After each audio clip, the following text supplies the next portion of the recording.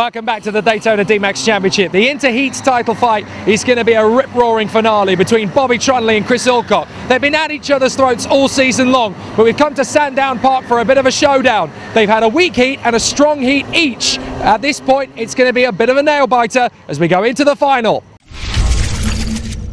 This is the showdown of all showdowns. In the last race of this current era of the Daytona DMAX Championships, the Interheats final is a straight fight. Coming into this last race, Bobby Trundley has scored 57 points. Alcock has scored 59. If Trundley wins the race, he wins the championship. If Alcock wins the race, he wins the championship. And the best thing about that, Jake, is that Alcock and Trundley start on the front row together. Indeed they do, because Alcock has to beat Trundley by 6 points in this race, in this weekend, to win the championship. And if he wins, he will score 5 more points than Bobby Trundley. That's what's at stake here. Here's the grid. Alcock and Trundley on the front row. Joe Ellis and Andy Spencer on the second row. From Owen Genman and the brilliant Charlotte Manton in 6th place. Chris Hackworth struggling there alongside Mary Coppins, Mike Coppin, of course, on the 4th row of the grid. Then Martin Bork and James Wattis. Connor Linnett and Andy Stobart from Simon Ross. Filippo Fiorini Motti, Philip Senior, Lee Carey, James Browning and Tony Wattis. 18 karts and a very tough race ahead. Whoever wins against the other, between Alcock and Trundley, they will win the championship. If they take each other out, Trundley wins the title on count back. And we've had our chat. Trundley at a disadvantage in the race. Going to be on the outside of the first corner. Trundley's coming into the pits!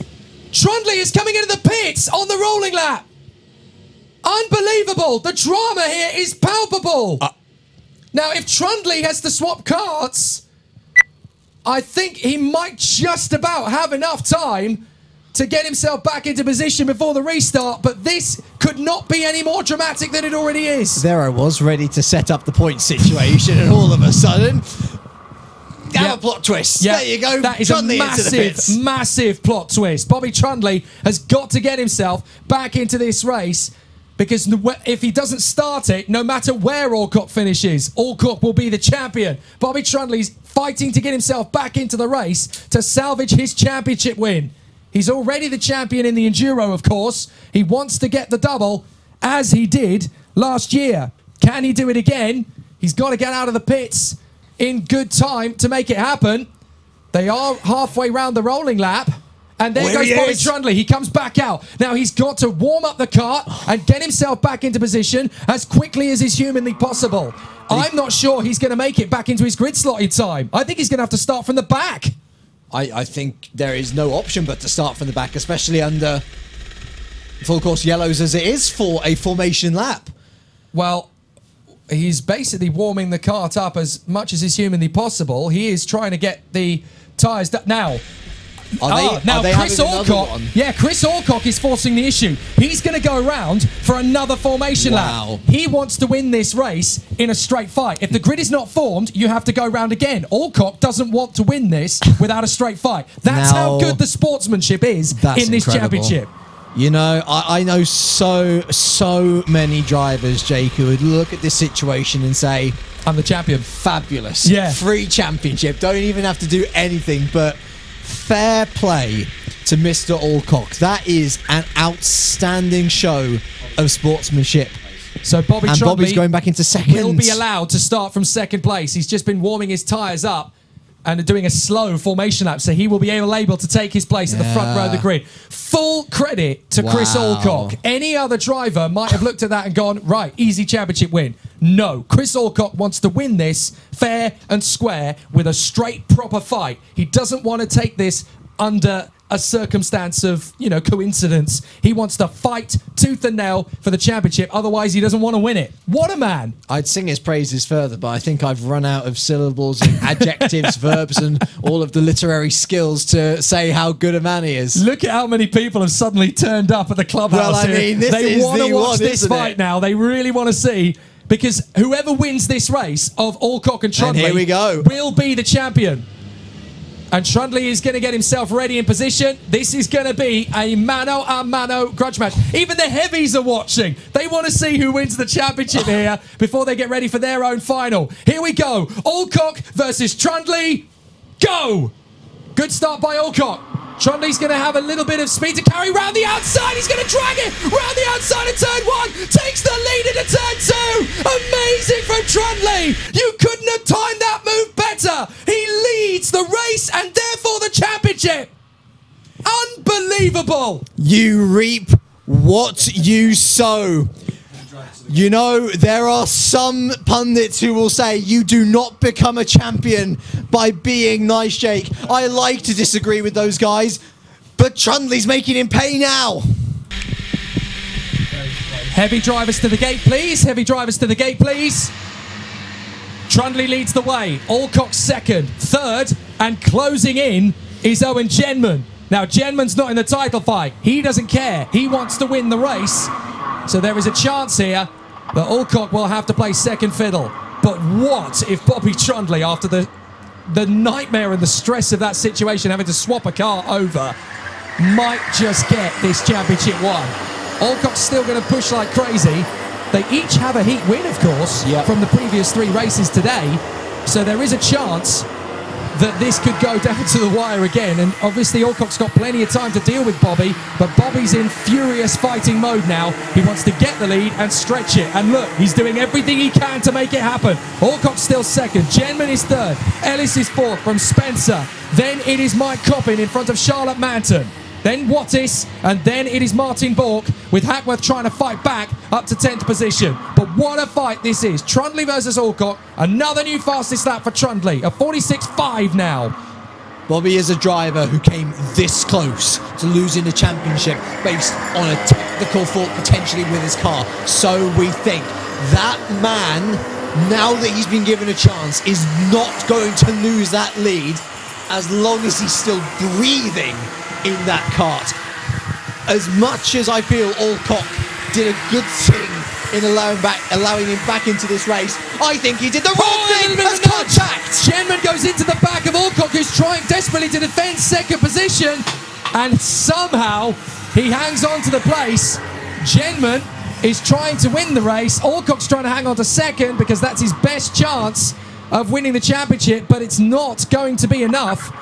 Based on where they are now, I've got to do the calculations quickly. If it stays like this, Bobby Trundley will have 107 points. Alcock will have 104, and that will mean that Bobby Trundley will win the championship by just 8 points. If it goes the other way, Alcock will win it by, I think, 1 point. So that is how close it is. Absolutely amazing. Trundley is pushing hard to get away from Alcock, with third Genman, fourth Ellis, and fifth Spencer, but they are right on Alcock's tail. That top 5 has really split away from the back of the pack, but Alcock's problem is he cannot lose Genman. Not only that, but Trundley is putting in brilliant lap after brilliant lap. It doesn't even have to be purple. He's faster than the rest of the grid in its entirety. This is the Bobby Trundley we were expecting going into this grand final. He came in the lead of the championship. You're seriously trying to tell me that he was going to lose it now? Not without a fight. Well, he's the only driver in the paddock who can now take both of his weight categories titles.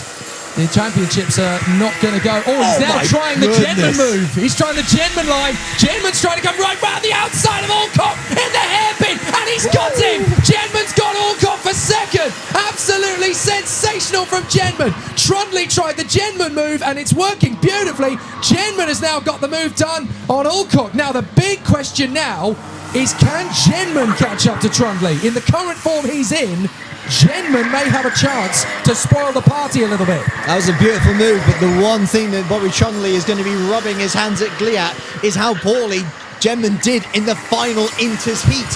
He started P11 and he didn't move anywhere. He seriously struggled. I think he's got good pace. I think when he's out in front, he's not going to be troubled, but he's in a battle. And with the raging Alcock behind him, as if it couldn't get any worse. It just did. Championship slipping away. Even if Genman were to pass Bobby Trundley and take the place away from him for the victory, Trundley would still win the championship by finishing ahead of Alcock. So that's what is at stake here. And is that Alcock back through? Alcock back through on Genman. He's got the place back again into second place. So just as we're talking about Genman as a potential victor, Alcock wants second, and at least he knows that if he loses the title to Trundley, he's lost it, giving it full gusto. But look how much time they're losing. 3.2 seconds at the last time of Alcock. Look how much of a gap Trundley continues to pull. I'm astonished, really genuinely astonished, but that's how good Bobby Trundley really is. This second place battle is not done. This is going to the flag between these four. Has now moved on the inside from Jedman. Alcock's going to get him back on the undercut, and now Spencer's going to go left on Ellis. Ellis is going to dive for the inside of Jedman. They bang the barge boards together, and now on the inside, Jedman's going to move to cover. Ellis is going to go left of Spencer, and they're going to go up towards turn 4. Can Ellis hold on to the position? No, Spencer around the outside protects 4th position. Alcock is given a get out of jail free card. Look at Bobby Trundley go. He's disappearing. Flying. He's checking out. Absolutely incredible the way he's won this title when it was lost in the pits with mechanical difficulties. Now, again, Jedman throws it to the outside line as they come into that final hairpin before the pit lane. Coppin has now got Bork and Manson right behind him, so those three having a terrific scrap. Chris Hackworth is having a really quite low-key race here in 10th position behind Phillips Senior. You've got to remember that Hackworth is an 11-time Daytona DMAX champion, and he's currently in 10th place. It's always good to learn about the past, Jake, but we're learning about the future here, and the future is looking Trundley at the moment. 4.6 seconds the gap. He can control this race from here. He doesn't have to push too hard. Just maintain the gap and you've won it. Yeah, he doesn't have to push at all. He's done all the hard work. That's a spinner from one of the slower cars. That's Tony Wattis, and he manages to get out of the way of the pack approaching him. That was well timed from Tony, considering he was spinning. It's a Saturday drive in the countryside. This isn't a race anymore for him. He's loving it. He's got 2 more laps to prove it. Let's see a fastest lap, shall we? I wonder if he's going to pull it out. I don't think he wants to. I think he just wants to control the pace, considering what he's been hit with over the course of this race. Over the course of today, he will be absolutely stunned, even by his standards, that he has even got himself into position to take the championship. It's full credit to Chris Alcock, and if he doesn't win an award for sportsmanship of some kind in 3 weeks' time at the DMAX Awards, I'll eat my own hat. But Bobby Trundley is absolutely on it here, and it's going to be a worthy championship one. I mean, let's be real. Alcock's handed in the championship. No, I wouldn't say that's the case, because Alcock did very well in that first corner. Trundley had to fight past him to wrestle it. But would that have happened anyway? I think it might have done. But there was the whole pit lane thing. Well, he didn't have to have another formation lap. I'm just playing devil's advocate. Absolutely. You're right on that front. Joe Ellis sets a new fastest lap, 45.6. We're on the last lap. Alcock didn't have to hand him that. He didn't have to let him back in. But sportsmanship counts for something in this world of motorsport. We do put the sport into motorsport here at Daytona, and Alcock has been the hero of the hour by giving them a chance to fight. But Bobby Trundley has stood up and gone for broke, and for back-to-back titles in both classes too. Bobby Trundley wins here at Daytona Sandown Park, and he is the champion again. Absolutely unbelievable. And here they go, look, the handshake. That's the way to win it. That's the way to win it. Brilliant. This is not just about winning a championship for these boys. They want to do it in the right way. Alcock wanted to beat him in a fair fight. Otherwise, it wouldn't have been a fair championship to win in his mark. But what a result. Alcock has done an amazing job all year. Second in the title, his best ever season. And he came so close to winning the title. He'll be proud to have lost it the way he lost it. Tell you what, knowing Trundley as well, he might very well offer to share that podium with him, to be honest, I think. Because that's the sort of characters that they are. But very different, actually, to be fair, in their personalities, but both so very similar in how they view motorsport. And I agree, Alcock, he could have done the selfish thing. He didn't. And Bobby Trundley might be the winner on track. He might be the winner in the championship. But I think Chris Alcock is probably the driver's winner today. Bobby can't believe it. He can't believe it. Yet again, Bobby Trundley is the champion. And he can't believe he's done it. Absolutely terrific. Well, Chris Alcock wins the Sterling Moss Peter Collins Award for ultimate sponsorship. Ultimate the official sportsmanship. name? Oh, it is now. Ultimate sponsorship and sportsmanship. It is now. Rob Bennett is now going to go to battle in the heavy heats from the sharp end of the grid. Just looking at the grid in front of us. But the victor in the title fight is Bobby Trundley. Absolutely sensational. Can't wait to talk to him later. So now we go into the heavy heats final with the championship already decided. There are more things than a trophy to make a champion. He is our champion. Number 4 is now the number 2, Chris Alcock! What a hero! Oh, dude. But the only man in 2018 to wrap up the titles in both endurance and light contests, and endurance and heat contests, exactly as he did 12 months ago. There's nothing this boy cannot do. Jim says boring, I say unbelievable. The number 1 is number 1 again, Bobby Trundley!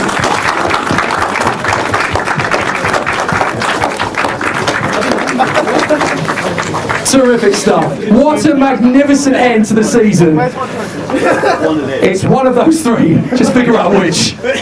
We don't have any glamorous assistants. Not until I lose 7 stone, anyway. There we go. No, look at that. Would you look at this? Would you look at this? Go on. Stop making a scene, Rubens.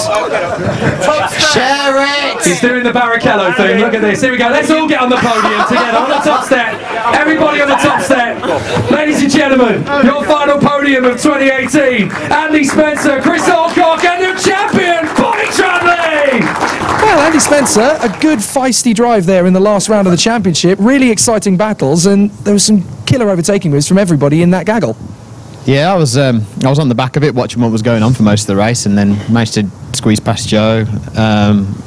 Didn't think we were going to get Gemman, but then something happened to him on the last lap. I think down the bottom there's a bit where there's no curb on the inside and it's mud, and people have been hitting it all day, and you just get a bit of mud on your tyre and it means you've got no grip for the next corner. I think that's what happened to him, but I'll take it. I mean, it's a good way to sign off the year, and I got mugged for a podium earlier in the Enduro, so I'm pleased. It's been a good day. And it's been a solid year. I'm looking forward to seeing what you guys will get to do again in the 24 hours next year. I know that that's really where your specialty is, in the endurance, so I guess you'll be going for both of those races next year. I can't say too much at the moment, but we would love to be there, but at the moment we're not. But let's see how that pans out, but I don't know. Well, we'll see you for a few lemonades in 3 weeks' time at the awards anyway. Good stuff, mate. I'd just like to say congrats to these 2 guys. They've been, I've loved racing them all year. And fittingly, they were both on the front row. And yeah, they've been class. To share the podium with these guys on the championship day, I'm quite proud of that. And also, thanks to Rach for paying for my season. I've loved it. Yes, absolutely. I have loved this season so much. It's been the only, obviously, one season, and it's not happening next year. So yeah, I've loved every minute. Thanks to everyone for sorting it out, and it's been great. Behind every bloke who races cars, there's a much more intelligent woman rolling her eyes at you. Well done. That's it. Thank you. Fantastic. Let's get the 2 heroes of the championship up on the podium. Chris Alcock, dude. I mean, well, Bobby, actually, let's get you in as well. Come on, you guys, you fought for the title. You wanted to do it fair and square. That was a bit of a shaky moment there for Bobby, but you didn't want to win it if it was handed to you with a mechanical. No, it's not right, is it? If I'm going to win, I want to win because I'm better, not because of a kart failure, which has been fairly rare this year. It's happened once, I think. I'm not having it like that. No. But this is your best season in terms of performance. I mean, you came to the last race of the last weekend of the year, potentially as a champion, and you only got beaten by 8 points over the year. I mean, that's an amazing run. Well, yeah, the year has been absolutely fantastic. It's been an honour and a privilege to race with all of these guys, to be even considered in the title contention chat the whole year with the likes of Bobby and the other guys that have raced as well. It's been phenomenal. I'm not sure I necessarily deserve to be up here, but I've enjoyed every moment of it. Stop it, you're like the most popular vice champion ever in Daytona. Well done, mate. No one ever remembers a vice champion, so thanks. Oh no, we all remember this for a long, long time. Well done, Chris. Thank you very much. Your man who you've been fighting with for the title all year. Swap round. Let's bring you over. Yeah, I love the fact that you want to share this moment with each other. Bobby, you even tried to pull a Rubens Barrichello by giving him the different trophy. how does it mean to be able to win a 5th title, a 2nd class title in a day for back-to-back years when it's been so tough with this guy all year? I'm not going to answer that question just yet. I'm just going to say that what happened at the start, Jim and Chris were too kind. I mean, they didn't have to do that. I would have rathered. I knew that. I understand it was for the championship and all that, but I'd rather them put me at the back and then see what happens. But however, I would. But then again, if he wanted a proper fight, I can understand that, and I thank Chris and also the Daytona crew for that. I mean, it's unfortunate that I managed to take off like that, but I wanted to race him fair. But you did, and the best man won. Yeah, so the best well man won. As Yeah. far as concerned. This is wonderful, and I love this about you guys. You know, you will fight tooth and nail for every corner of every lap, but you want to do it as men fighting for the championship. You know, competitively, and it's a sport. You put the sport in a motorsport. yeah, definitely. I mean, Chris by far is the most improved driver so far. No offence to all the others, they're all great. But in my eyes, Chris has driven possibly one of the best seasons I've seen him do, and he should have really won it. He drove better than me throughout the whole day, and he should have won it. But anyway, back to your question. It's quite emotional, really is. I came in Daytona 2014 racing the likes of James Pratt and Joe Holmes, and that was really hard. And I remember when I think it was Ella 2015, that was the turning point. It's been stick a pick feel bit where it fit in. Yeah, but that changed me, and then to be able to beat him around the cliff on that 2015 was absolutely incredible. And then the same at Tamworth. That put the fire in my belly. 2016, won the Enduros, Lee Hollywood on the scene. Bit aggressive, we all got our opinions, but he taught me lots of things to stand my ground, and I respect him for that. 17, I'm not going to be cocky. It wasn't hard. It wasn't easy, but it wasn't hard because everyone was starting to improve.